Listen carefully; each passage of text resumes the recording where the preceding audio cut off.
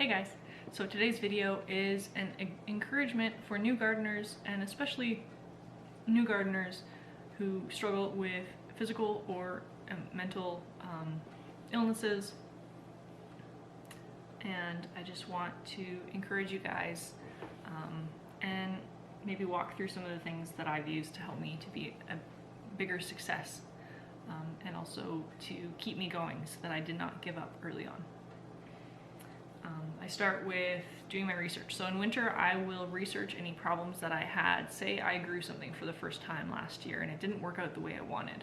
I'll try and take that time in the winter to Google it. YouTube videos, there's so many people who are doing such a great job just trying to find the information that I need to make that particular crop a success, where maybe before I didn't have enough information. So I highly recommend doing your research in the winter. If you wait until the spring, you tend to be much more rushed. You know, it's like, oh, do I have to seed that today? And how do I seed it? And what do I do? So to avoid some panic, try and do some of your research ahead of time. Plan what you're going to grow, plan when you're going to sow it, get yourself a little calendar or book and write it down so that you can move forward with confidence that you've got a plan that you can follow. And one of the biggest things is start yourself for success. Don't set yourself up for failure right off the bat. So I have been gardening since I was small, basically. It's a big family thing in our community. And so I've kind of always been a gardener. But gardening on my own, and especially after I became ill, I've had to work my way up. I started with the simple basic things that I knew how to grow really well and really easily, and employed as many strategies as I could to make the work easier for me and the harvest more reliable. So yeah, and part of that is grow things that you're invested in eating. If you put a whole bunch of time and energy into growing 12 lettuces, but you hate salad, it's not going to matter as much to you when you succeed. It's not going to make a big difference. Granted, you will have succeeded in growing lettuce, but now you're completely overwhelmed with a harvest that you don't enjoy. So grow things that you want to eat. Last year, I grew a total of 7 zucchini plants. I had never grown zucchini on a grand scale before. I had only ever used it sort of in cake and stuff, occasionally for stuffing. Last year, I was invested in growing zucchini and figuring out how to eat it, and we ate a lot of zucchini. My husband was joking. He said he'd eaten zucchini in more ways than he thought had ever been possible. And he's not a vegetable guy, so I was proud of him. But if I had, part of that was going out every day, and pretty much every other day there'd be something to pick. And I would either cook them up that day, or I would collect a couple days worth of pickings and can them. If you are unsure of what you want to grow, look up things that grow well and easily in your area. And then if those things aren't things you're familiar with, say you're not familiar with zucchini and you want to learn how to eat it, before you sow it, maybe go to the grocery store, grab a couple zucchinis. They're not going to be as fresh, they're not going to be as excitingly flavorful as if you grew them in your own garden. But it'll help you have an opportunity to figure out how to cook it, how to eat it, and whether or not it's worth its space in your garden. The second biggest tip I have for you is that you have time to grow. I did not immediately build a giant garden that's 44 feet long and 22 feet wide. I didn't do that. I started small. We've been gardening for as long as we've been married, my husband and I. And at our previous home, I had a small garden that grew a little bit over time. And then when we moved here, we started with just 6 raised beds and then as many things as I wanted to plant directly into the ground as I could. Last year, we added another 4 beds, which was originally the plan for the raised bed garden. We also added an in-ground garden, which was a lot less work to build, and therefore we could do it more quickly, but again, it's a volume of gardening that I have managed before, and so I felt confident that I could take care of it with his help, of course. Gotta try and find my list here. Know what your goals are and make reasonable plans to get there. So if you want to grow the majority of your vegetables for the year, that's an awesome goal, and I am super excited to see how you accomplish that. But start with a manageable volume. If you've never gardened before, if you have a small space, try and grow maybe a handful of different things. Just pick 5 or more, whatever you're comfortable with, but pick a smaller number and try to learn how to grow them really well and really efficiently. And then next year, add another 2 until you're satisfied with your knowledge on those things. Use this as a learning curve.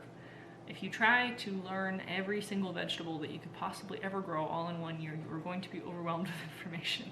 And I know this for myself. You may also be overwhelmed with your harvest. If you love tomatoes and you've never grown tomatoes before, you might want to start with 2, maybe 3. Don't grow 12 of them unless you actually have canned before and you are looking forward to it. Start smaller, build your way up. You have time to grow. What I see happening too often is people jump in and they get in over their heads right away. You know, they plant, I even have this problem. I seed 2 seeds in each of my tomato pots. And then they both come up. And then I go, oh, maybe I could double my number of tomatoes. And then I look back at myself last year in the fall and go, that's not a good idea. I will not have the energy to keep up with it, and I will not have the energy to can them all or to take care of them or to use them. So set yourself up for success. Don't shoot yourself in the foot by spreading yourself too thin.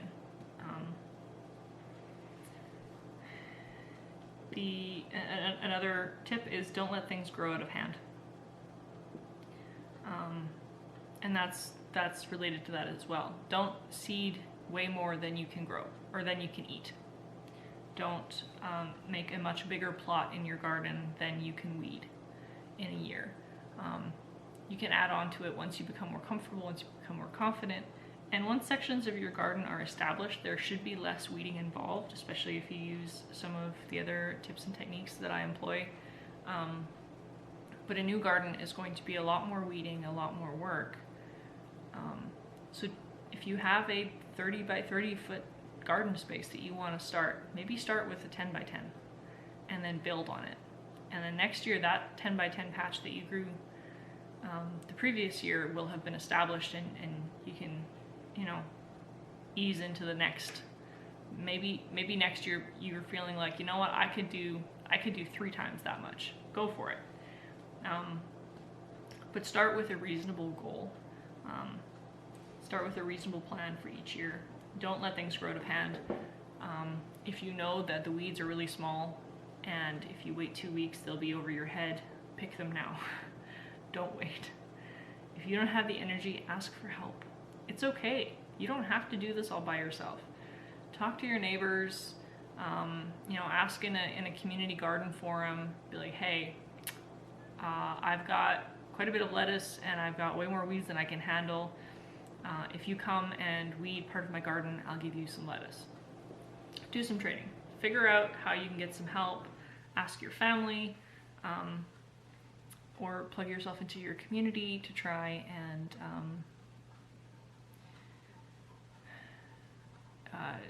the community has so much to offer in terms of help, in terms of, I mean, how many people in my community alone are offering to give away sections of rhubarb cuttings that will help you to till. Maybe your community, there's somebody who goes around with a tiller and tills new ground to break up the sod.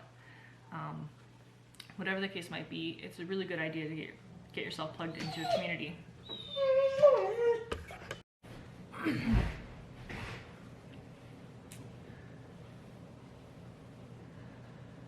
Not sure where I was at. Gunnar saw a cat and mayhem broke loose. So I'm just going to keep going, accept that failure is possible and even likely.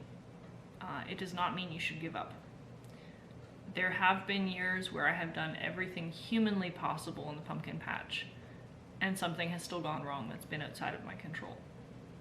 I honestly think it's one of the best lessons the garden has for us, is that things are outside of our control a lot of the time.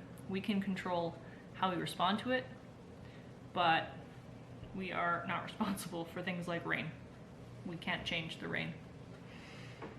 And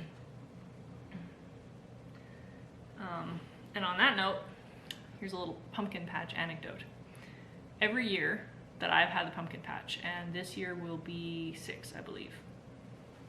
Every year that I've had the pumpkin patch, there has been a failure of some sort. Just never, the first year that I grew pumpkins, it was an absolute failure. The plants came up very, very slowly. They grew very, very slowly. The soil was too cold, and the germination was really poor. And then the frost came really early in that particular field. It was just not a good location for pumpkins. So I moved my pumpkin patch onto the land I'm currently living on. And then that first year on this land, which was my second year at the pumpkin patch, seeded everything, was real excited, and cutworms took out 2/3 of my seedlings just as they came up. So I had 1/3 of the crop. It turned out that was actually a good thing, because it was really difficult to water over here. We didn't have running water, we didn't have a rain barrel, there was no roof to collect water from, so we had to haul everything from our rain barrels at our home in town. And if all of our plants had come up, we would have been entirely overwhelmed with both the work of watering them all, and we would have had more harvest than we were able to actually sell. The third year, I'm trying to remember what happened in that third year. I think 2/3 of everything came up, and it did pretty well, but it was a very dry year. And it was almost impossible to keep everything watered well. Again, we didn't have any hoses or anything. We ended up buying a tank and trying to haul water with the tank. It was very labor intensive and not particularly efficient. Also, this soil is very sandy and hot, and so the pumpkins were drying out, and that caused a lot of fruit drop. It was also a fairly empty field, and there weren't a whole lot of bees around, so pollination may have also been a factor there. The year after that would have been 2019, I think. I might be missing a year in here, but 2019 we had almost everything come up, but the spring was really, really cool. And then of course we had forest fires just next door. We ended up getting evacuated for 2 weeks. Was it 2 weeks? Week and a half at least. I know our neighbors further north were evacuated for like a month. And the smoke overhead actually was so thick that it prevented the sun from breaking through. We didn't get a whole lot of sunlight that year. I actually had a solar pump, and it was really interesting to see how little energy it was getting, even on what seemed to be a fairly clear day, just because the smoke was blocking out the sun. And so the growth was very slow. And then in the fall of that year, we got a whole bunch of rain. Now, what a whole bunch of rain looks like for us is very different for a lot of other places. I think we got 9 inches of rain in the fall of 2019, from August through July, August, September would have been. So 3 inches pretty much per month, and it was very, very wet, very humid, and of course without good sunshine it didn't evaporate. So we had extremely high humidity, and what I learned that year that I didn't know before was that a humidity over 80% causes the pollen in pumpkins not to form properly, and so the plants didn't get pollinated. So a lot of things grew, and and then I would go out and hand pollinate them because I could tell that the bees were suffering with the smoke. They weren't coming around as often, and it was cold as well. So I'd go out and hand pollinate, but a lot of those fruits just fell off because the humidity was too high and there was nothing I could do about that.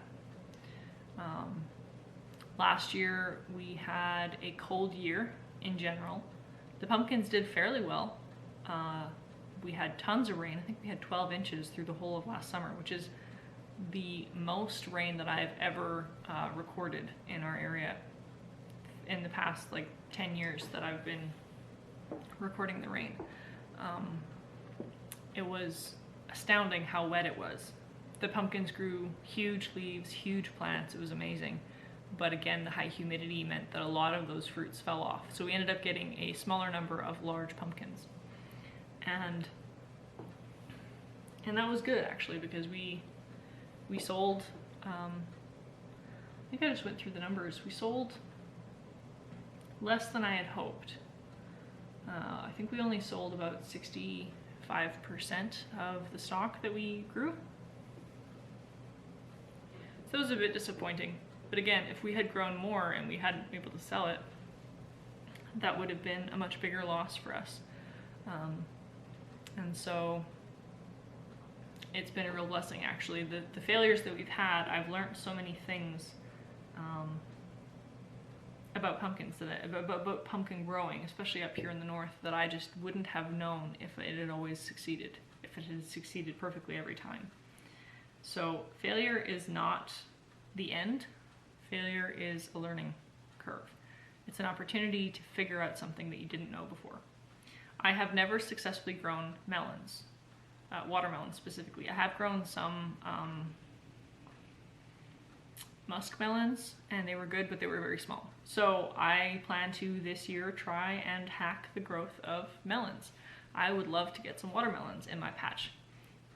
That might require extra energy, extra tools and effort on my part.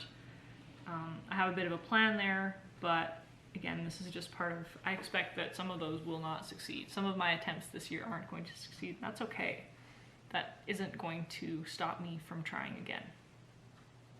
It just gives me another piece of the puzzle as to why things fail so that I can actually help them to succeed in the future.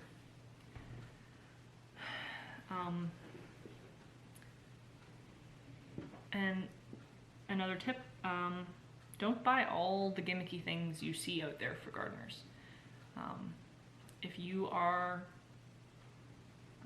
planting in a particular circumstance, so say you're planting in the ground, you're going to need to decide if you're doing no-till or if you're going to till.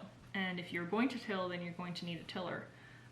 But maybe don't buy a tiller. Maybe rent one or borrow one or pay someone to till the garden for you. If you're not going to be doing this long term, or if next year you're going to decide to not till, then it's not a good idea to spend a lot of money on a tiller that you're not going to use again. The other thing is, figure out the kind of gardening you want to do, and then get the tools that you absolutely need to do that job. So if you're growing in containers, don't go out and buy a hoe and a shovel and a rake and all this kinds of stuff. Start with your container, start growing things, and as things are going, maybe you're weeding by hand and going, you know what, one of these little hand rakes would be helpful. Okay, buy one that's of a fair quality. Don't spend lots of money on a cheap tool. If you're gonna buy a cheap tool, go to the dollar store. It's a cheap tool, it'll break down in a year, nobody's gonna cry about it. If it's a helpful tool to you, maybe invest in something that's gonna last you for the rest of your life. But work your way into those things. I would say there aren't very many tools that are absolutely necessary for everyone. I would recommend a trowel. If you're going to be planting in the ground, I would recommend a small shovel, especially if you have pain or exhaustion problems. A smaller shovel is a lot less work to lift, and the weight of your tools is going to matter to you. So for me, I have fatigue and exhaustion issues. I really like a little sharp shovel.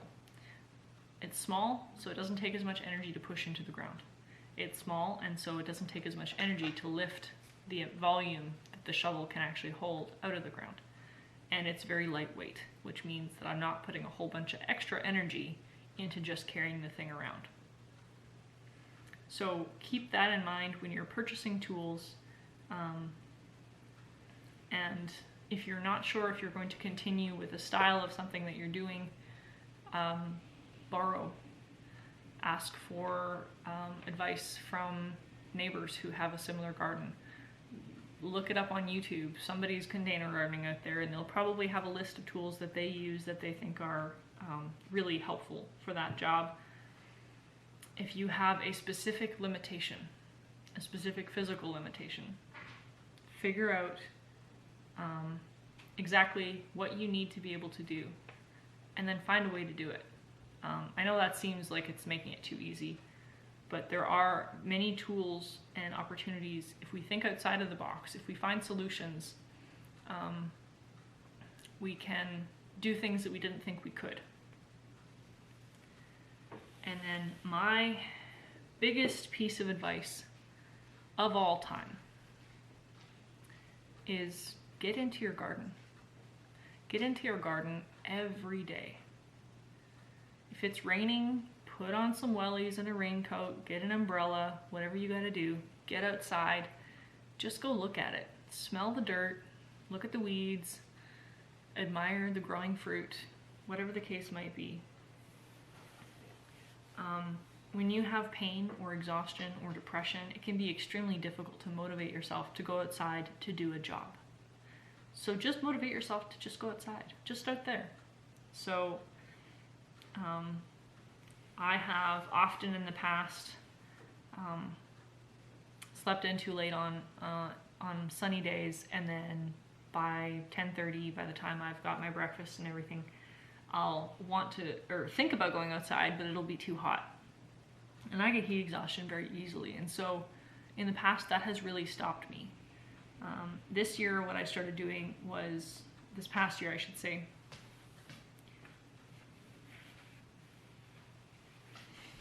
I've started just going outside. Before I do anything else, grab a water bottle, grab decent footwear. If it's a really sunny day, grab some shades or a hat. I'll usually do all of them. And I'll just have them all sitting right outside my back door. So there's as few steps between me and the garden as possible.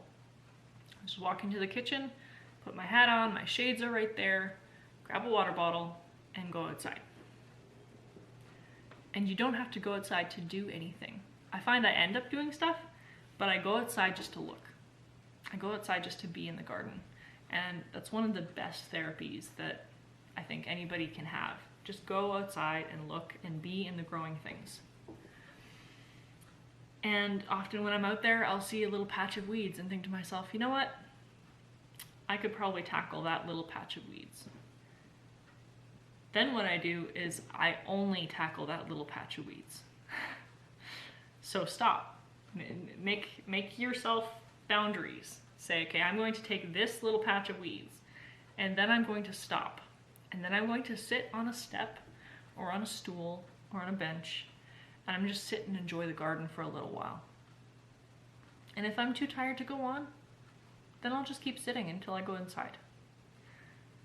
But if I sit there for 15 minutes and I see something else and I have the energy and the desire to go do it, then I go and do it. And I just do that one thing, and then I sit down again and look at the garden and enjoy it. And if I'm tired at that point, that's a good morning. And if I'm not, then I can do another little job.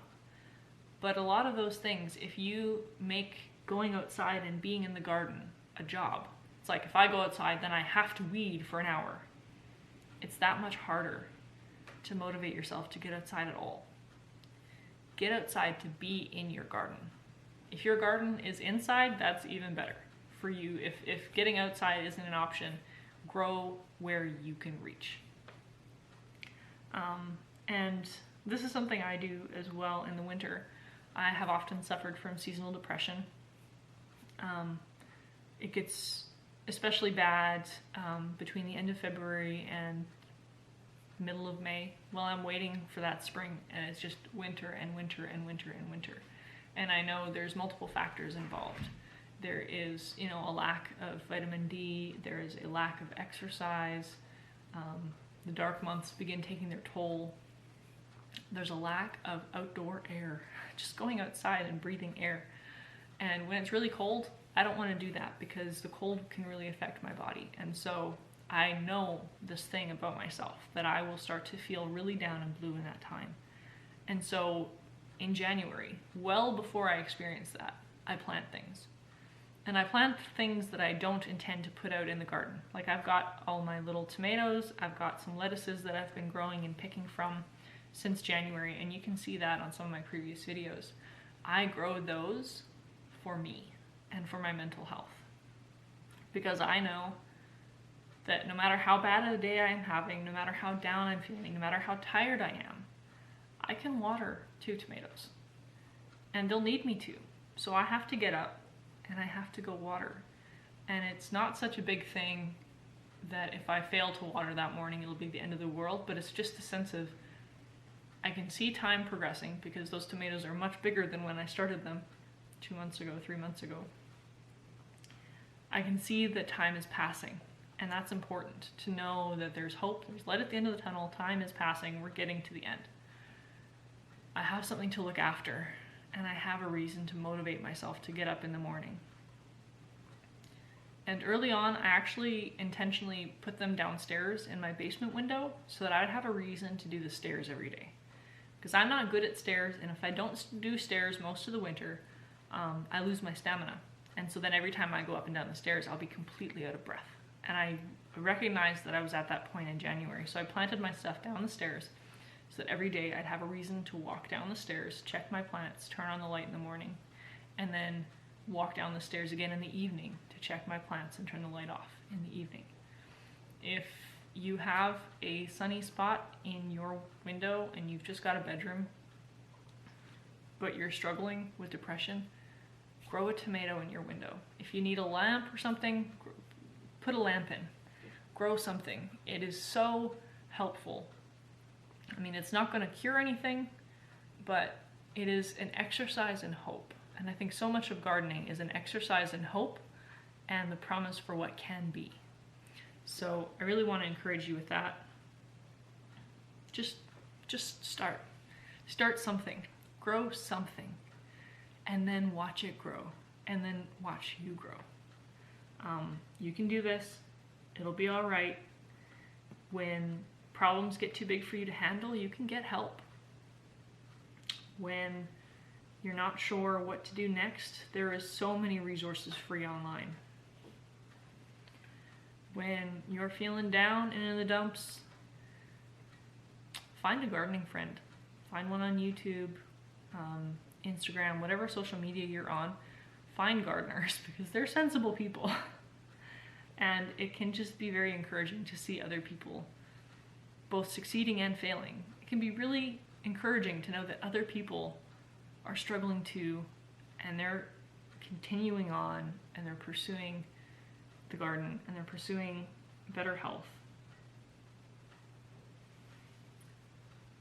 You have time to grow into your garden. You have a goal. You can make it happen. You just have to grow into it over time. And set yourself up to succeed. Not as in perfect success, not as in without any failure ever, but set yourself up knowing your own shortfalls and shortcomings so that you have your best chance to succeed.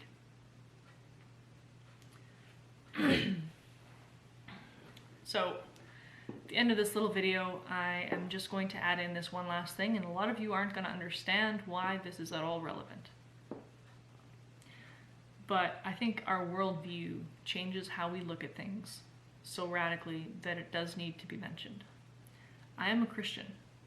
Because I'm a Christian, I believe that God created us, and that He created plants, and that He created the environment. Because of that, I see how he has made things to grow. And because I believe in that, I also understand that all human people have value because he made them. And I think that does change things. That means that this is not a life without purpose. That means even if I'm in pain, there's a purpose to my days. And if that purpose is just growing a garden and glorifying him, then I will do it. Sorry to get choked up, but it does matter. It does matter. I think purpose is such a huge part of why life matters. If there is no purpose to life, then there's no reason for any of it. And I don't live with that worldview. I live with the worldview of believing that there is purpose and that people have purpose and that God has made beauty for us to enjoy. So I plan on doing that this year. I hope you come along with me. Hopefully this video was helpful to you. If it was, like, share, subscribe, all that stuff, whatever. And I'll see you next time.